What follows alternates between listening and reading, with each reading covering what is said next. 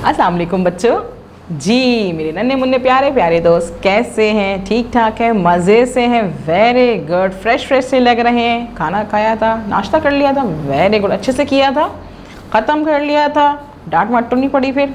जी जब भी अच्छा मूड लग रहा है मुझे, इसका मतलब है कि आज जब हम अपना नया चैप्टर, नया सबक स्टार्ट करने वाले हैं तो मेरे दोस्त बिल्कुल तैयार हैं उसके लिए। तैयार है ना?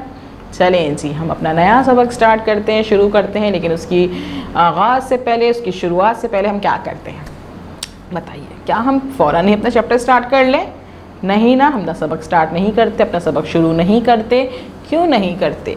पहले हम उसमें मौजूद, सबक में मौजूद नए अल्फाज को समझने की कोशिश करते हैं। जी, कि जब हमें नए अल्फाज अच्छे से समझ में आ जाते हैं तो क्या होता है, हमारे लिए सबक को समझना बहुत आसान हो जाता है।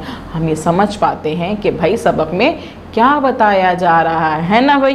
तो बस फिर आज क्या करते हैं, आज हम नए नए अल्फाज को समझने की कोशिश करते हैं। हम शुरू कर रहे हैं अपना बाब नंबर 4 और बाब नंबर 4 का नाम है, बड़े मज़े का नाम है जी, लंबी हो गई सूंड। लंबी हो गई सूंड। किसकी होती है सूंड लंबी? जी समझ में आ रहा है कि हमारा नया सबक किसके बारे में है? किसके बारे में?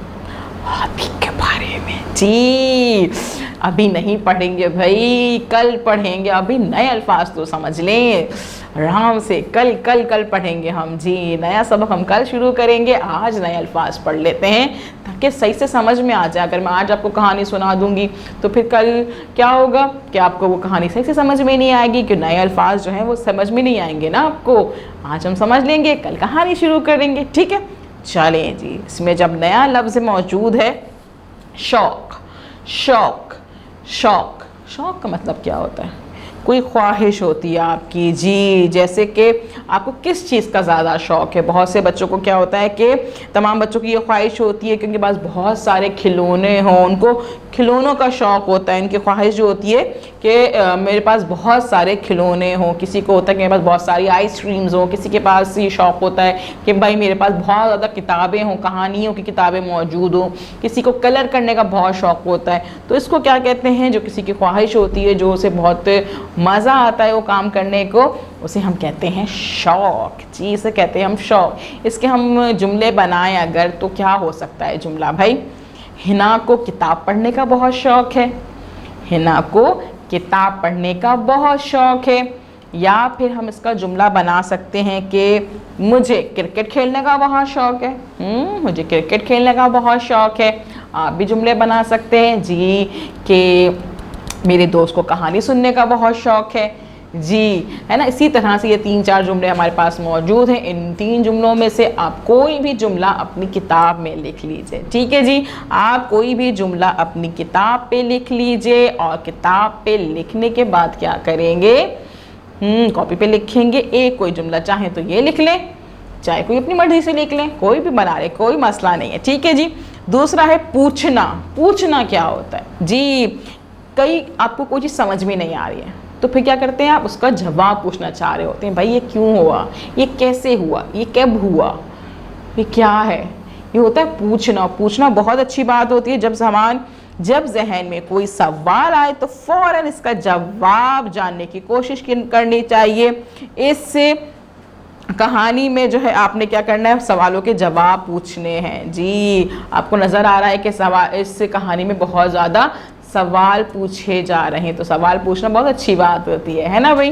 तो फिर अब क्या करें, इसको जुमला बनाते हैं। इस कहानी में जो है गोगा गी अपने सवालों का जवाब पूछना दिखाई देता है। इस कहानी में गोगा गी, देखेंगे ये कौन मौजूद है इस कहानी में जी।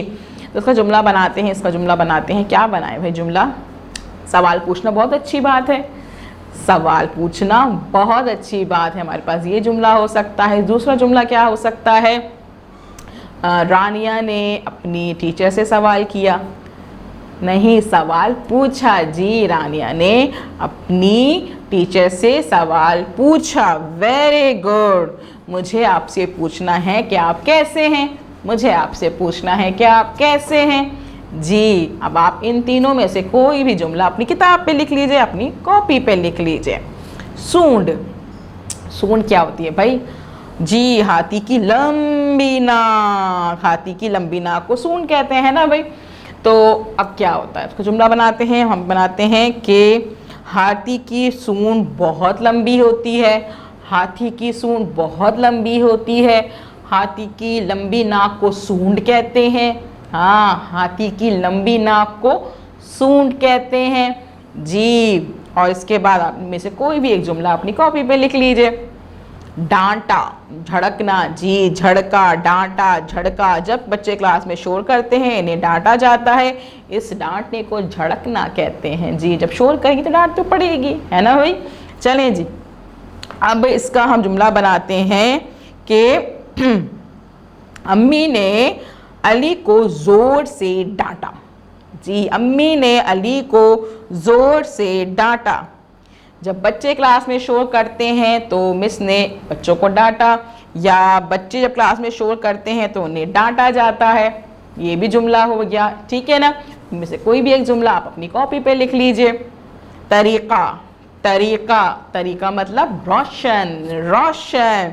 जब वालिदैन बच्चों को बुरी बात पर डांटते हैं तो ये इनकी तरबियत का एक तरीका होता है ताकि बच्चे बड़े होकर अच्छे इंसान बन सके। दूसरे अल्फाज में ये तरीका रोशन भी कहलाता है जी। तो तरीका क्या होता है भाई, तरीका के जुमला बनाए। अब्बू ने अली को नमाज पढ़ने का तरीका बताया, अब्बू ने अली को नमाज पढ़ने का तरीका बताया। हमें बड़ों के बताए हुए तरीक़ों पर चलना चाहिए, हमें बड़ों के बताए हुए तरीक़ों पे चलना चाहिए। अब ये दो जुमले आपको मैंने दे दिए ना, इनमें से कोई भी जुमला आप अपनी कॉपी पे लिख लीजिए। चाहे तो आप अपनी पसंद से भी कोई जुमला लिख सकते हैं, ज़रूरी नहीं है कि आप जो है मेरे ही बताए हुए जुमले आप लिखें, ठीक है जी।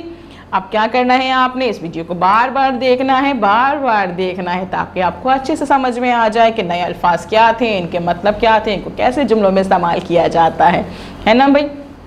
टीचर आपको कॉल करेंगी, आप तुमको बताइएगा कि भाई हमने आज अपने नए सबक के नए अल्फाज सीखे हैं।